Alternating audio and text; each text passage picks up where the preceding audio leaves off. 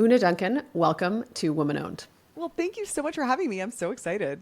Me too. I have watched your content for several years now and have always been so impressed just with how you show up, the quality of the content, and sort of the wisdom and heart centeredness of your message. So it's so awesome to be able to kind of share your business story and business insights here. I guess the place that I want to start is with your woman owned story. Oh, wow. Okay. Well, thank you so much. My woman-owned story. So I started out as an actor and a documentary playwright. And Eleanor, you would be shocked at how little that pays. Especially when you're the kind of actor who does like indie theater in Canada. So really, yeah, it was not paying the bills. So me and all my friends, we all had to have what we call Joe jobs, which is like our regular Joe job. And most of them were smart enough to be bartenders or something like that.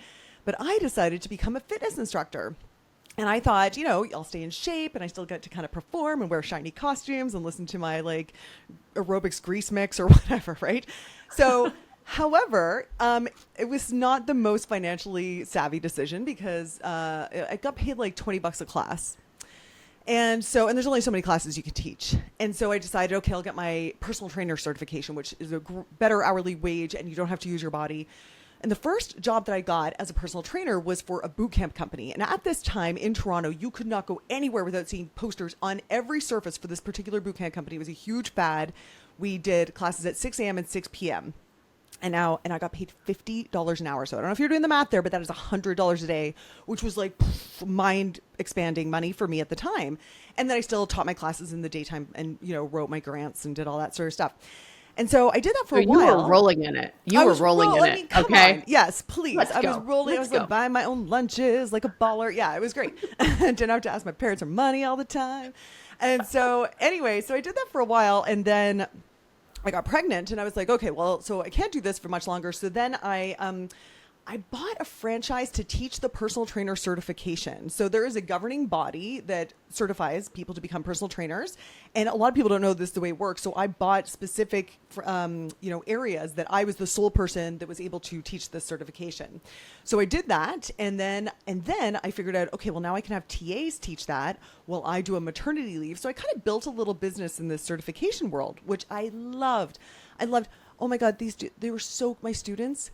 I had like these big gym bros who would call me Miss. I had tons of new Canadians who were like, Olympic athletes and doctors in like India and Brazil, and they're learning from me, which is absurd, but they need to get a Canadian certification. I had lots of middle-aged women who were so into wellness and they want to help people. Anyway, I loved that job. And then one day I get a call out of the blue from one of my old boot campers that said that company has pissed us off and we are all leaving and we want you to train us. So this is kind of a good business lesson. So because we're all like, oh my God, what did that company do? So two things happened. One, Toronto's bylaw changed and you weren't allowed to put posters on every surface, right? And it's so interesting. That's what happens when your marketing is in one channel, even if it was killing, and it was killing. But all of a sudden, one law and everything collapsed. They couldn't do that marketing anymore. The second change they made is they decided to condense their classes from an hour to half an hour and more intense, which they said is just as effective, which is, to be honest, probably true, but they didn't realize that what their clients are there for is the socialization, the being outside, right? Which is kind of another good business lesson of like, listen to your clients when they're telling you, you think this is what I want, but actually this is what I want. And that has gotten me before, where as the teacher, you think it's this, but it's not at all. No, it's not that. It's not that. Great lesson. Yeah. Right. So then I contacted my old company, which I'd left on great terms with. And I said, oh, you have really pissed them off. They're all leaving. And they basically said, I don't care. Let them leave. And I was like, well, I'm going to teach them. And they said, do it. Crazy, right? Yeah. So I did. So then I had this like instant company with all of these people wanting me to train them. And we had the most fun ever. I absolutely loved it. And then they started to move to different parts of the city and they said, oh, I wish we had something here. So I took my best personal training students, got them established. And so we had all these different locations. And then we got voted best gym in Toronto, even though we weren't a gym. We were just doing these things in the park. And it was awesome. I loved it so much. And so at this time, and I had the two young kids, and all I had to do was teach my 6 a.m. and 6 p.m. class, and it was fantastic. And this little business happening. And then what happened next? And then what happened next was holiday season, and I got a little fluffy, as you do. And I found a dietitian who was selling white labeled meal plans to personal trainers to offer to their clients. And I had always thought like, yeah, I eat healthy enough. Like we always think that, right? Like, yeah, I'm doing fine. But my physical body did not reflect all the time that I was spending working out. I'll just say that. It's such a betrayal. Oh, come on. You're like, how is this possible? Like, Totally. I am doing so many push-ups. That's right. That's right. Yeah. Yes, that's absolutely the case. So then I said to my clients, I was like, okay, who wants to do this thing with me? And so we did this thing, like this dietitian designed program. And all of us were like, oh, whoa. Like all the push-ups are under here. They're under this layer. And so we all got so excited.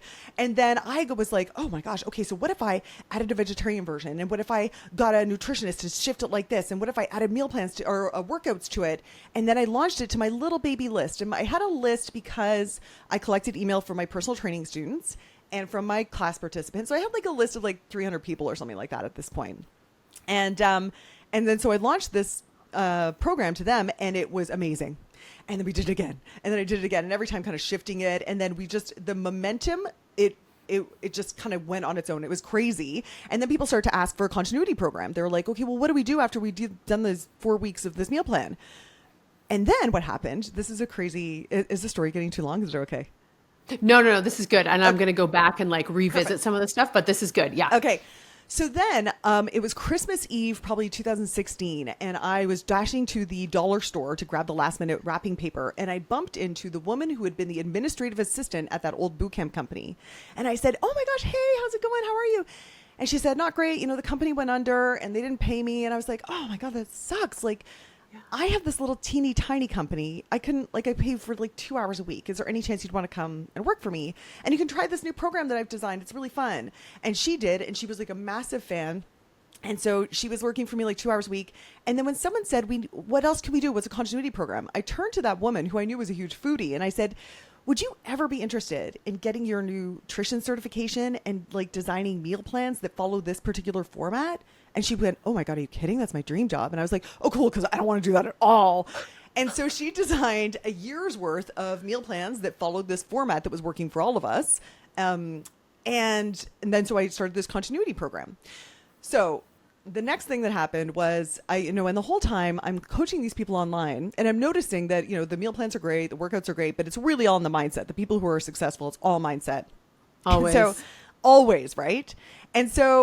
And I was a little shy to give the tough love. So what I would do is I would blog the tough love, and I would send newsletters on the tough love.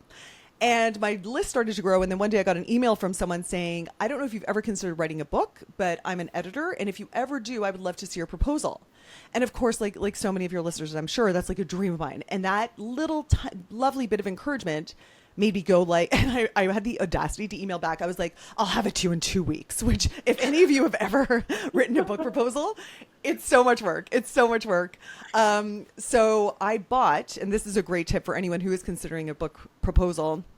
I bought howtowriteyourdamnbook.com with Jen Sincero, who wrote You Are a Badass. A Badass, yes. Right? Such a great book. And she has this fantastic program where she has in the exact proposal that she wrote for You Are a Badass, how to write a proposal step by step, which should be in every subject, every section. And I've just followed exactly what Jen told me to do. And I submitted it to not only that woman, but 2 other editors. And this is a crazy story. One, the editor at Penguin Random House happened to look at the big pile of submissions, like there's a massive pile, and she noticed my unusual name and recognized it because I taught her spin class 5 years ago. Right? So so that made her read the proposal, and then she gave me off. So I had competing offers, and then with competing offers, I managed to get a literary agent who got a bidding war happening for my book, and then the book got published, and it was #1 bestseller in Canada and sold wonderfully around the world, which is great. And so now that is by far my biggest lead gen, people finding the book because it's free on the Audible Plus catalog, and it's under the top fitness books. So that's huge. That's been huge for me. So now, is this the one that, and by the way, is this the one, because we're on the topic? Yeah. This is the one that our listeners can get access to. Is that correct? Yes, it is. Yes. If you go to let's just tell them we'll tell them at the end, but let's tell them now because they're probably very, very intrigued. Oh, great. Yeah. It's at fitfeelsgood.com/WO for woman owned. And there you can get the links for all the places to buy it. But if you are an Audible Plus subscriber already, you get it for free. And you'll also get $200 worth of bonuses from my site, like meal plans and workouts and all that fun stuff. Come on. So, yeah. So nice. Okay, so the book becomes a bestseller. Then what happens? Oh man, I got to go on a book tour, which is ridiculous. They don't do that anymore. I tell funny stories about that. And then I got a 10X talk and actually, it also led to a gig on the morning show where I got to be their regular feel good expert. And let me tell you something, these are the things that I would have fantasized about so much. And I don't know if any of those things actually got me any clients, to be honest. All of the media that I've done, I don't think any of them have got me any clients. They're great to have the logos on your website for authority. Yeah. But I stopped doing them after a while because I was like, okay, I got the logos. I need to focus on revenue generating activities. And to be totally honest, it was mostly Facebook ads. Like that's where my clients came from.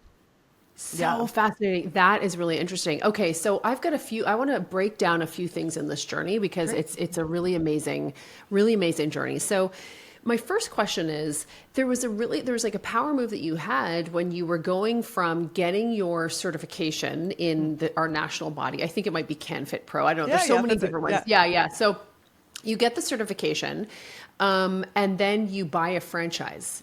I feel that this is a baller move for a brand new baby entrepreneur. Like what prompted you to make the decision to buy the franchise versus going the route of only being a personal trainer? Well, I had been a personal trainer for about 10 years at that point, and I had all of the, supplementary certifications, TRX, pre and postnatal, blah, blah, blah. So I was pretty in it to win it with fitness. And so I was like, hey, what are ways I can make a real business out of this or a real career out of it? And when I found out about that opportunity, I was like, oh, I could do that. I could teach this course and I know, and I could sell this course. And because really it's up to us to sell the certifications too. I would be at a Good Life and like talking to people leaving, being like, hi, do you want to be a personal trainer? And they were like, nah. And I was like, because you hate money? Why do you want? Like, I hustled. Sometimes I think about how the sort of transfer of knowledge around learning to be an entrepreneur has changed. Like I have been an entrepreneur myself since 2003. And it's interesting. So in my first business, I mean, there were not really online courses about how to be an entrepreneur. It was all about the hustle, and about learning how to find people, how to make offers, how to follow up, how to, talk to your friends. How to talk to your friends, how to leverage whatever you had to make sales. I'm curious, when you think about those early days for you as an entrepreneur, like your first 10 years, what would you say were the most foundational skills for you to, build the business to its sort of first maybe growth inflection? Geez, I guess it's sort of what business are we talking about, but we go early personal training, boot camp. Yeah. The biggest skill has always been writing. And if you ask me today, what is your primary job in your company? It is writing. That's the one thing I've not chosen to outsource, or I have in the past and it hasn't been as successful. But writing good copy is 100%. And that is, for me, it's been more important than, doing good workouts or any of the deliverables. It's writing good copy and being able to communicate clearly. Yeah. What are the three kind of principles about writing good copy that you think, every entrepreneur needs to know? Well, I mean, I guess it depends on your style, but for me, I've always found my best emails come when I pretend like I'm writing my sister or I'm writing my friend. So it's super casual. It's usually a little bit naughty. It's very unprofessional.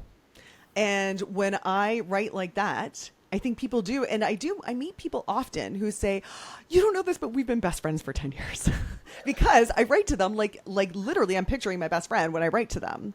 And so it's great because then I develop that sort of relationship with people who like that. Some people write back and say, how dare you? Yeah. And that's cool because then they bounce really quickly and that's fine. Yeah.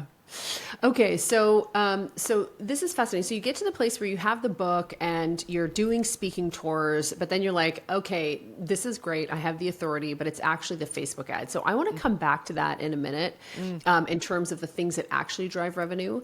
But as we were talking about, in the green room, and we were talking through some of the most important strategies that have helped you scale your business. One of the things that we talked about was letting stuff go and being willing to let stuff go in order to grow. And like I have an expression I say frequently to people, which is that women grow by letting go. Oh, that's so good. It's true, right? And so I'm curious. So walk me through what was the first major thing you had to let go of in order to take your business to a new level? Well, first, I felt like I had to give up my personal training career in order to teach personal training. So that was the first shift. And that was really sad because I loved my clients. I would, bike ride to people's houses in the morning and knock, knock, here is your personal trainer. And I had such a great relationship with those people. I couldn't imagine ever giving them up. I felt like and at this point I was like $150 an hour, which I was like, please, that is like rock star money. Are you kidding me? And yeah. And so to quit that, to teach the personal trainer course, there was definitely a moment of sadness, of grief there. But and I was and how long had you been personal training up to this point, like working directly with clients? About 10 years. Okay. Between the fitness instruction and the personal training. Yeah. And what prompted you that you had to kind of pull the trigger and on shutting that side of the business down? What was the moment, or what was the thing that had you decide to cut that? Because I think a lot of entrepreneurs, they'll be in a situation where they can feel themselves getting maxed out. They know there's an opportunity over here, but they don't want to let people down. They probably, like you, there's aspects of that they loved. Yeah. What was it that allowed you to make that cut? Pregnancy test that came back positive. I mean, that's a fork in the road moment, my friends. Right. Right. Well, no, and what I'm saying there is all of a sudden your priorities completely shift. You're like, yes, I love my clients, but guess what? I'm trying to build a family here. What do I love more? I want to see my babies grow up. I want to have more flexibility.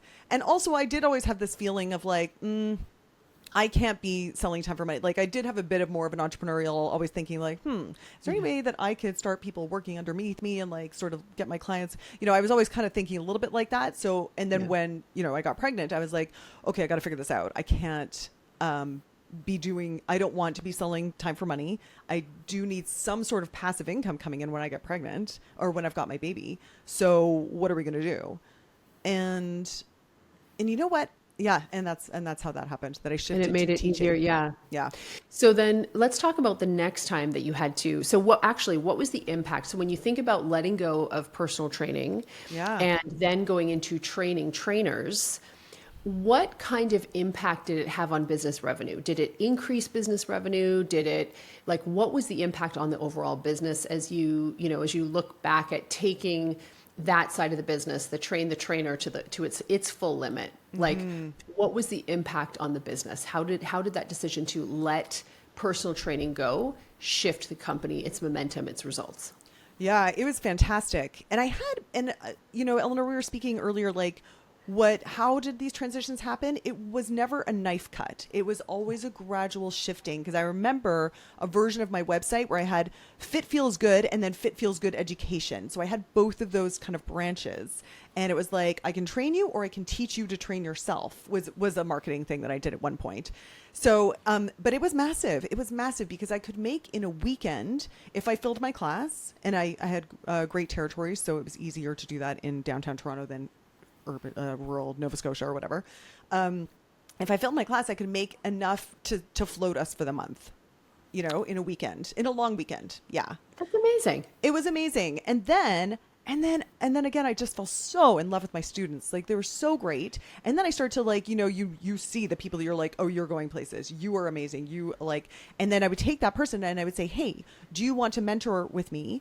And then I would teach them to be TAs. And then, I had them marking the exams and then I would have them teach a module with me there. And so it started to do that. And so by the time, my pregnancy advanced, I was like, okay, you guys are going to teach this. And I think I took, a 50-50 revenue split. So it was enough that I got, what is sort of the promise in Canada, that you get 50% of your salary during maternity leave. And that was the standard that I set for myself. I have to figure out a way where I will make 50% of my salary. And by that point, 50% was what I was making personal training. And I was not working, which was great. Yeah. Yeah. Oh, very cool. Okay. So then let's flash forward. So you are building out this train the trainer business. Yeah. You are making a lot more money than you were before. Yeah. You are able to not work at all and still make what you were making as a personal trainer, like during your quote unquote mat leave.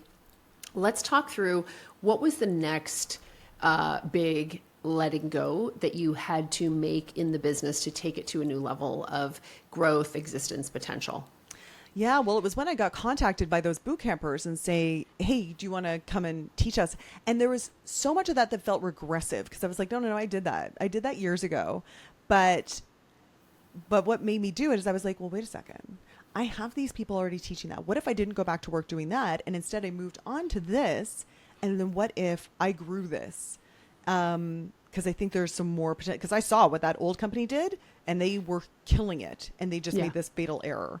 So yeah, I do remember my first day back at that job with, like standing in the park at 6 a.m., screaming at people to run up a hill and, just nursing before I'd left the door or whatever and thinking like, wow, I'm back here. But then I was looking like there's 25 people running up that hill. This is a good sized class.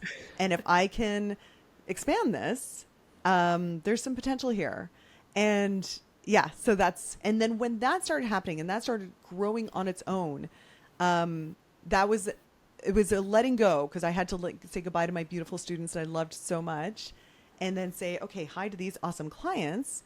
And then another scary moment that happened there is I gave my husband a formal offer of employment at that time, during this period.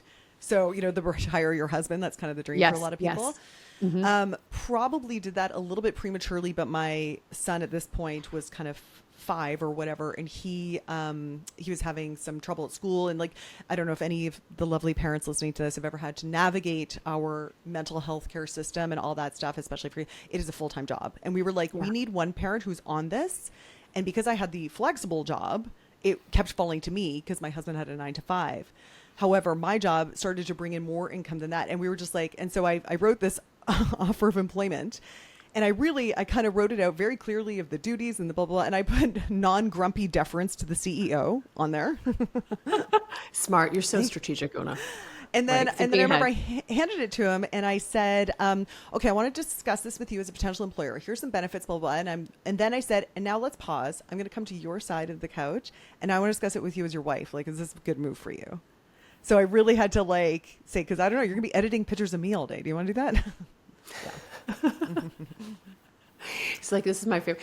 So that's okay. So let's walk through the mechanics of that. So you in shutting down the franchise or in letting go of that, did you just kind of shut it down? Did you resell it back? How did you exit out of that? Because I think that's something I'm always curious about when people do put an end to something. How do they exit it, and what, if any, lessons do you have that might be applicable, to others listening?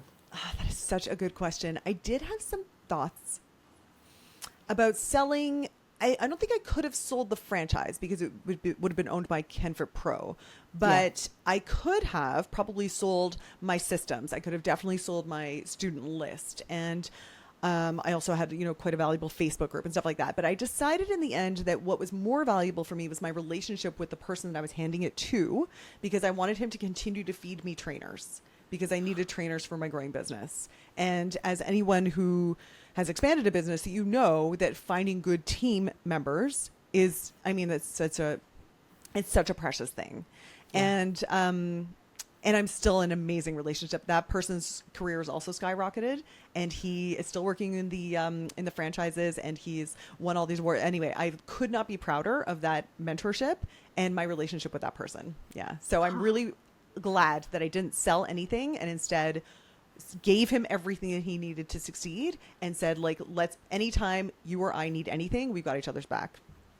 Yeah. And create that goodwill. It's interesting. I was talking to a very seasoned woman business owner recently, and we were talking about what advice we would give to our earlier selves that we know, things that we know now that we wish that they had known, or that, just, hey, keep doing this kind of thing. Yeah. And one of the things that she talked about is to maintain these great relationships that you have, because they're so incredibly valuable.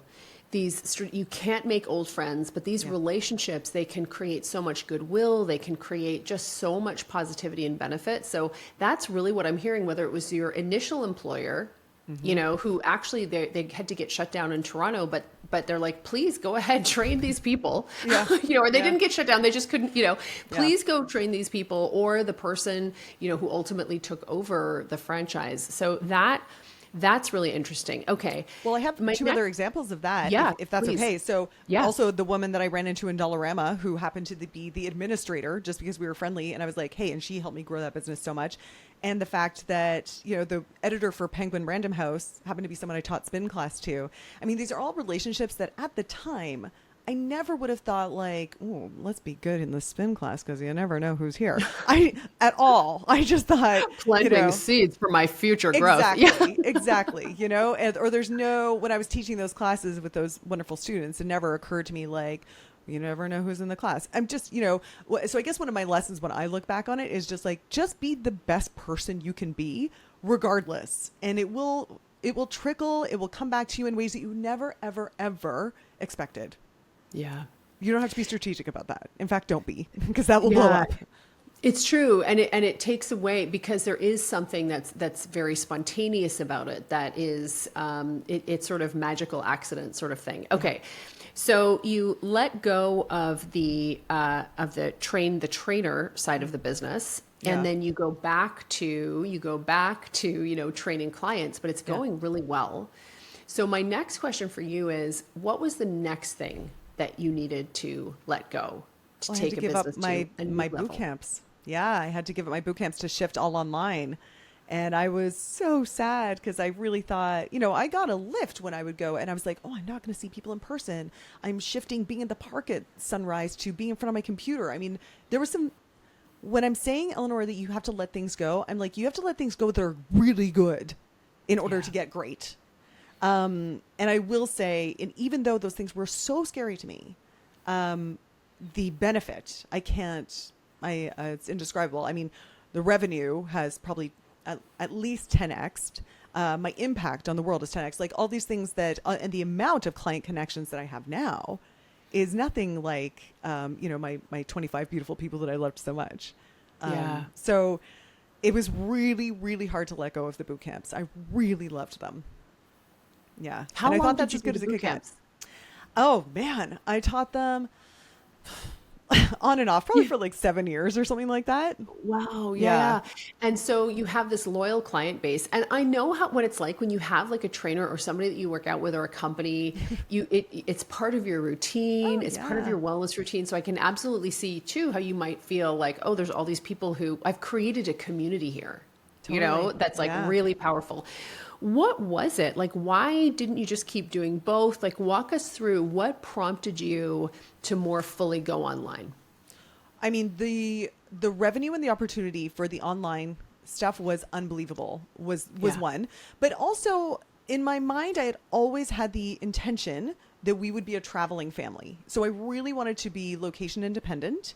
And it was something I was like playing with, where I would have someone sub for like a month and we'd spend a month in Costa Rica. And I was like, did my world fall apart? Oh my God, no, it didn't. Oh my God. So we started to sort of flirt with that a little bit and doing home exchanges. Like we didn't have tons of money then or anything, but we would do home exchanges. I'd get someone to sub, so I'd still have some revenue coming in, blah, blah, blah, and live lean, but we still traveled. So I just knew that I wanted to travel and be location independent. That had always been a dream. And then when I also saw the mushroom effect that can happen online versus in Toronto, which it was happening. The growth was great, but when you put it on online, it's like putting it on fire. It just went poof, which was unreal. Yeah. So what was your first foray into the online world? Was it the continuity food, the sort of nutrition side of it? Or when you say you took your business online, what did you actually start doing that was selling so well ultimately? Yeah, that's a good question. Programs? Yeah. Well, it was just, I'm curious what you're saying. It was just this dietitian designed meal plan that first I just did with my clients, and I put up a Facebook group for us to bitch about not having caffeine together and show our protein pancakes to each other. Oh my God. That is torture. That is torture. I am like, I just can't even. Offended? Caffeine.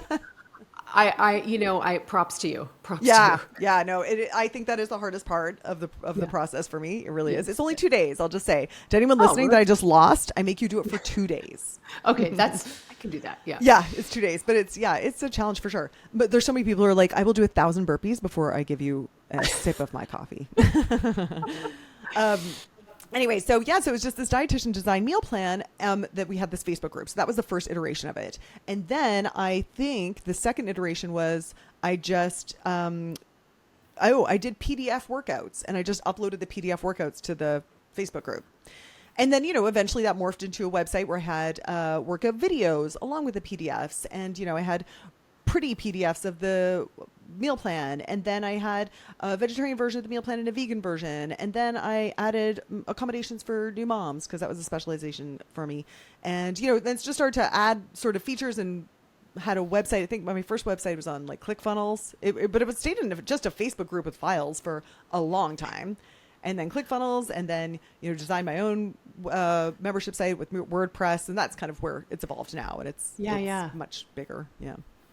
Now, one of the key things in scaling the online business was another form of letting go, and this was sort of a form of letting go in terms of niching down. I'd love for you to speak a little bit about that. One of our previous awesome guests on the show, Sigrun, who is a business coach from Europe, very, very successful. She talked about how for her as well, especially scaling online, the idea of niching down also was quite important for her in terms of scaling up the revenue, the impact, the success of her marketing initiatives.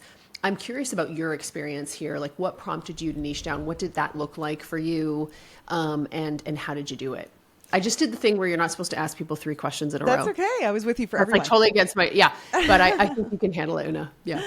No, so I niched down basically because I had a million business coaches at this point, and they all said that, like, you can't succeed in just fitness and weight loss. You have to be, fitness and weight loss for female rock climbers who want to eat carbs or whatever. Like, you have, and actually at the time you didn't have to niche down that much. Now you do. Yes. But there's been a big difference. Yeah, for sure. But at the time, they said you should really niche down. Like, do you want to focus on moms? And I was like, no, not really. But what happened was I was noticing that all these people were joining my program, and it was quite common for people to say, I'm joining as a 40th birthday gift to myself. And I was like, wow, there's a lot of people turning 40 in my group. And this is kind of, 10 years ago when I was turning 40. And I was like, okay. And then so I designed a webinar that was how to get lean, stay healthy, and generally kick ass after 40. And then so I started running evergreen ads to that. And it was just targeted at women in their 40s. And that is when my business, 10X'd, when I made that very, very niche thing. And also the evergreen system, of course. But it was, I am saying this and everyone's going to be like, oh yeah, that's smart. But I can't tell you what a sense of loss it was, because I loved the diversity of my clientele. I love that we had dudes. I love that we had people we had dudes who were 20 something who were looking to improve their hockey game, from women who were in their 70s who wanted to, have mobility to get off the toilet by themselves. And these people supported each other. And I loved that. So exactly, right? Like, thank you for feeling that with me. So to get rid of that and commit to a Facebook group that is full of women from age 40 to 49, I was a bit like, I love those people, but that feels like a loss to me. Yeah. And what did you gain? Like, what did you gain from making that commitment? Yeah. Well, especially at that time, there wasn't all this niche stuff. Like right now, it's so niche. It's like menopausal women who wanted to be on the carnivore diet or whatever. It's like super, super niche. But at the time, there really wasn't. So it was just so clear. You would get a Facebook ad and it would say for how to get lean after 40, and people would be like, "Oh my God, that's me! How did she know it?" And also before people realized how targeted Facebook could be. So it was early days. Oh, it was a beautiful thing. Let me tell you. Now, what role have sort of Facebook ads? You talked about them being really important in terms of, this was the thing that actually drove all the clients more so than, the PR, although there is a part, with cold traffic that when you have that authority, it's obviously very helpful. Sure. But I'm curious, what role advertising and being able to convert cold traffic has played in the growth of the company that you have today. I mean, it's kind of been everything, I will say. And really, and also the system that we had. So one block that we had is I really insisted that it wasn't a DIY program. It was a group cohort that we moved through together. And so to evergreen that was a little bit of a challenge that maybe your listeners would be interested in how we solve this. So we run this, or we ran this ad to the Facebook, to the webinar all the time, all day, every day. And it would say, we have a program that's starting next Monday. And that next Monday was sometimes November 7th, and sometimes it was November 14th. So it's kind of vague enough. And then they would click through to buy, and then on the page it would say, we're starting November 7th or whatever. And then it was a live cohort. So, and we still do this. We start a live cohort every 2 weeks of people that we're gathering all the time through evergreen ads. The change we've made recently is that we don't run to a webinar anymore. We just run direct to sale. Oh, very cool. And what was the biggest, I'm curious there, were there any shifts that you needed to make to maintain conversion rates that you liked? Not really.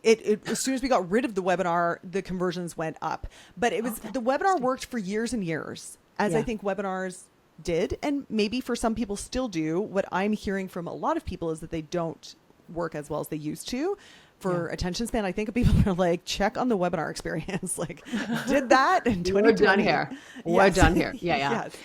Yeah. Totally. Interesting. Okay, got it. And so then, so what's next for you? You know, like when you look to the future, like how do you think about, you know, your future as a leader, your future as a CEO, your vision for the future? I'm curious what you see now. You've accomplished so much. Created all kinds of success, transformed a lot of lives. What comes next for you? Well, I think, you know what, Eleanor, I think I'm in another period of shifting where I'm going to have to let some things go that hurt. For one thing, I'm noticing I have to let go of having my primary focus be on my clients that I can't tell you how much I freaking love my clients, but I have to shift a lot of that love and attention to my team.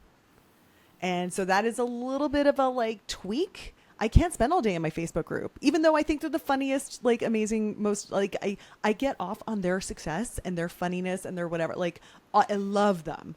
And I don't get to do that anymore. That's not my job anymore. My job is to support and inspire my team and know where we're going. And I don't always, I gotta figure that out. That takes some time. It takes time. Yes. It's not easy. Yeah. I gotta sit down and figure some stuff out. So that's one loss, is that I have to focus more on team than my clients. The other loss is that although this feels expansive, but I know that there's going to be a time where I'm going to have to let some stuff go. I've shifted less away from pure fitness and wellness and more towards general personal growth, life coaching kind of thing. My podcast is called Goals, Grit, and Some Woo-Woo Shit. And so I talk about, achieving amazing goals, the grit to go for it, and all that woo-woo mindset stuff that's really going to make it all happen. And we talk about everything from sex, finances, business. And so it's really much more broad, which at this point I'm loving that expansion, but I know that if I'm going to be steering more there, which is a bit more of a personal brand, I need to really make sure Fit Feels Good is doing its job. And I probably will have to pull away and let it do its job and let that company be its own separate entity that I love, and I let it fly the nest a little bit while I seed a new nest. That's so beautiful. And thank you so much for sharing that, because, it's interesting to me, when we really think about what transformational impact looks like. And when you've been fortunate enough to be successful in an industry or in a career or in a field and serve clients, often the most important thing you can do is to create an entity that can exist and thrive without you. And that really does, it's hard work. It takes years. And a big part of that is that you become a developer of leaders, so it's first you really develop yourself so you can develop your clients, and then you develop the team and they support the clients. And then you develop leaders who can lead that entity. And that's kind of the cycle of life. But I think it's so critical for women entrepreneurs to hear other women entrepreneurs who are going through that journey, because I think it really normalizes it. Sometimes I feel or what I have observed is that the inability to let go at each stage actually starts to throttle the business. Even though you think you're doing the best thing, you're like, no, I'm holding on to these relationships. No, it's actually throttling your impact, your development, but there's your teams as well. Yeah, that's it exactly. And two things I want to say about that. One, yeah, the development of leaders, like that's a new skill for me. I don't know how to do that.